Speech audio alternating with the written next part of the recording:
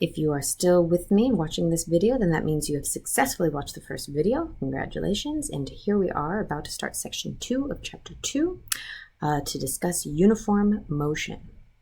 Okay, so uniform motion is by definition straight line motion at a constant speed. What that means is equal amounts of displacement are covered in equal time intervals. If we were to draw a motion diagram representing that, then we see our dots are equally spaced and our velocity vectors are all the same length and pointing in the same direction. If we can draw that graphically on a position versus time graph, and we see that equal displacements delta x correspond to equal time intervals delta t, and that gives us a line with a constant slope. So any position versus a time graph with a constant slope is going to represent uniform motion. That slope now could be negative, in which case we have a negative speed, but it's still constant. And indeed, a slope of 0 is still a constant, it just happens to be 0. Okay, well, we can go from our graph to equations of motion. We're going to derive our first equation of motion by what we saw in the last lecture is that the velocity of an object can be found from a position versus time graph as the rise over the run, or delta x over delta t. Now, delta x is, of course, the final position minus the initial position, and delta t is its final time minus an initial time. Well, we're not going to split up our time interval, typically, so I'm going to rewrite the right-hand side as x final minus x initial divided by some time interval delta t.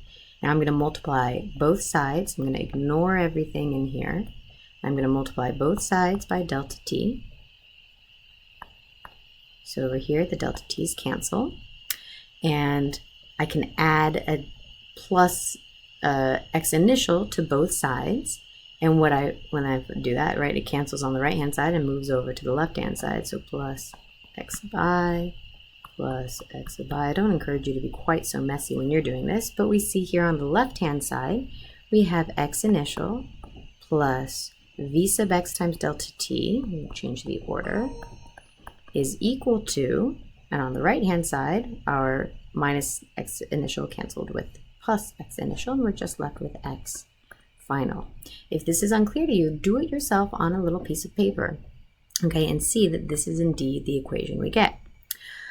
We're going to be using this a lot. This is the position equation for an object in uniform motion, in which case the speed or the velocity is constant. We can also think about it as just saying that the displacement is proportional to the time interval delta t by a constant value v sub x. Let's do an example. A train is moving due west at a constant speed. A passenger notes that it takes 10 minutes to travel 12 kilometers.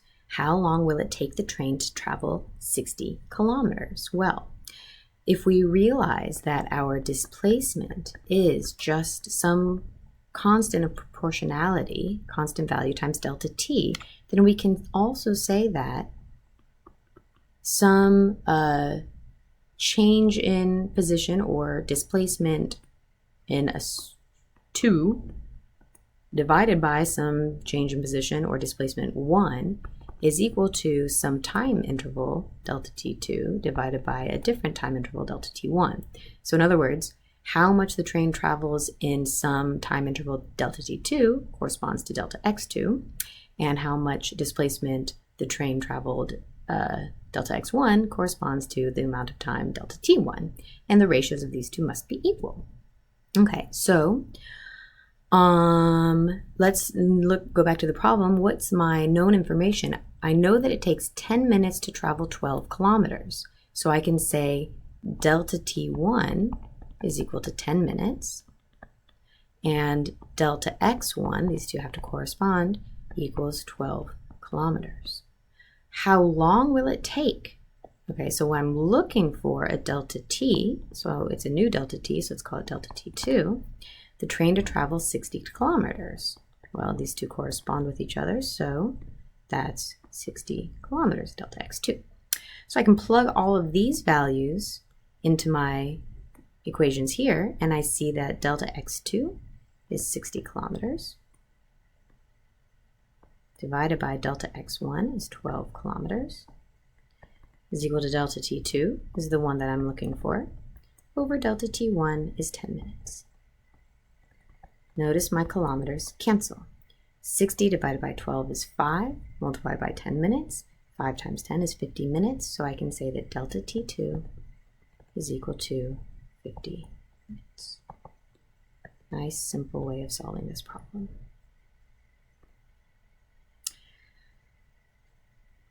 Let's take a look again at our velocity versus time graph. Now, if our velocity is indeed representing uniform motion, then the velocity is a constant value with a slope of 0. Remember what I said earlier was that the slope of a position versus time graph could be positive, negative, or 0, but the velocity graph must have a 0 slope if the velocity is in fact constant, indicating uniform motion. The displacement, if I want to know what the displacement is in some time interval, I simply have to take the area under this curve. So if I want to know how far my object moved from 1 second to 3 seconds, I can take this delta t, multiply it by this height of this graph, which is my velocity, and I can see the displacement. So the area, right, is v times delta t, and in this case, the area is 12 meters per second times delta t is 3 minus 1 is 2 seconds. The seconds cancel, and I'm left with 24 meters. Don't you love how the units work out? This is, in fact, how far I've traveled in this time interval, 24 meters. Good. Let's do one more example. Here we have a soccer player 15 meters from her opponent's goal. She kicks the ball hard. After half a second, it flies past a defender who stands 5 meters away and continues toward the goal. How much time does the goalie have to move into position to block the kick from the moment the ball leaves the kicker's foot? Well, let's do this graphically. There are many ways to solve these problems, and I just wanted to show you different ways of solving each one. Okay, so we want to do this graphically. So let's draw a nice graph. Okay, so we have our vertical axis here and a horizontal axis. Nope, I didn't get that horizontal axis. Let's try that one more time. I said last time. Don't forget to label everything. That's t in seconds. Right, because half a second was given in the problem, so I know we're going to be some order of seconds.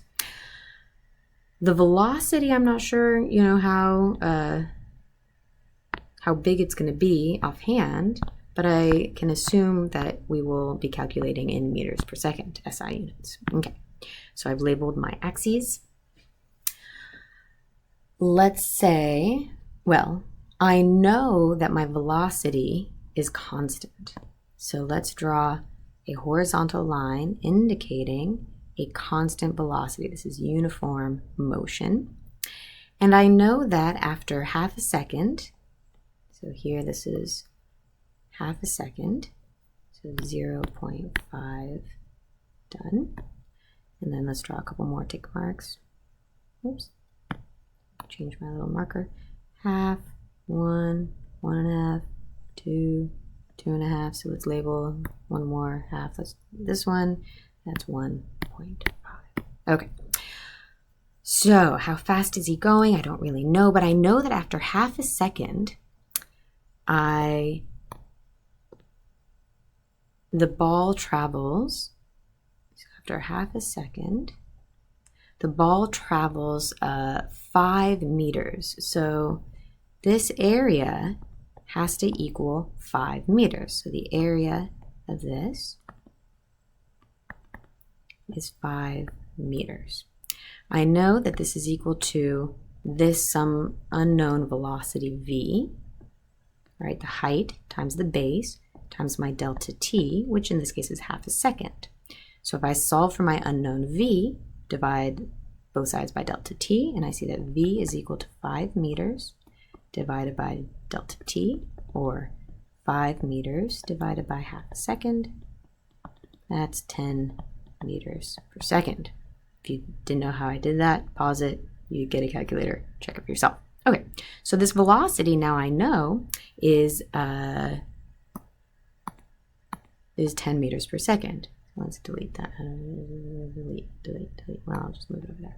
Okay, and then 10 meters per second. Good. So if you went 5 meters here, and then that means in another half a second, the ball goes another 5 meters, another half a second goes another 5 meters, and so on and so forth. But we were told that the goal was 15 meters away, right here. The goal was 15 meters away. So that means how many increments does it take to travel 5 meters, 10 meters, 15 meters? It took 1.5 seconds, right? If this area is 5 meters, this area is also 5 meters, right? Because they're equal areas. So it takes 3 of these areas, or 1.5 seconds, for the goalie to move into position. So the goalie has 1.5 seconds to move into position. This is the power of using the graphical method to solve these problems. Okay, thank you.